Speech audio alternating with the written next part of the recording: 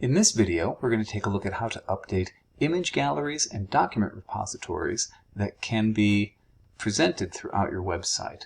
For example, on this particular website, we have under Culture and Language an image gallery here under Performing Arts. A similar approach can be used for things like slideshows or even galleries of videos. We also on this site have under Admissions a place here we've got some documents associated with the admissions process, and if we wanted to add more documents to the section we can do that as well. So we'll take a look at how to update both. Let's start with that image gallery. So if you've watched the video on navigation, you know that each section in the site, so each path here, is represented inside WebSB as a sub-site, right, a sub-web space. So if I come in here to WebSB, and we navigate down here on the side to the Culture web space, what we'll see in here is that we have some folders, some containers, and these are the containers that actually hold the images. In fact, this is defined in the web page layout, as again was referenced in that navigation video. So this page is made up of several different documents. We've got an athletics page, and we can have an athletics image slider. Below that is Performing Arts, and then we have a Performing Arts image gallery. And again, the source for that content is this Performing Arts folder. So if we come back here and we look, here is a folder called Performing Arts. And sure enough, we've got 3 images here that correspond to the 3 images that are part of this gallery. So if we want to add another image, it is really as simple as coming here to where it says Upload. We can browse the computer for some image that we want to include. So here's an image that I want to add. All right. And EDSB goes ahead and it adds that image here. Now, it's also warning me, it's saying here alternative text is required to meet accessibility guidelines. So if I come in and I look at the image details, you'll see that there's a spot here for alt text.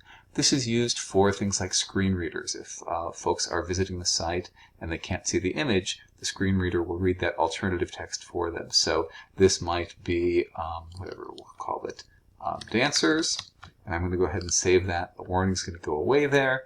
And what should happen now if we refresh this page is we should see that we have, there it is, a 4th image. So that's all well and good, except that this page really doesn't look great with 4 images. We maybe want to add 2 more to get 6. Or what I can do maybe is take one away. So coming back here, looking at this list of images, you'll notice that next to each one I've got some buttons here where I can take actions, including unpublishing.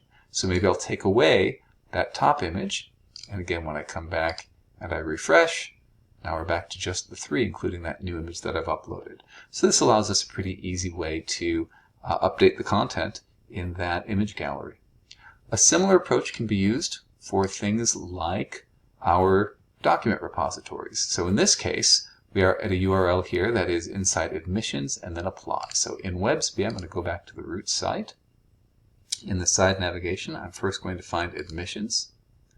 And then within that, I've got a section called Apply. And in this case, you can see, right, Important Documents. I've got a folder here called Important Documents.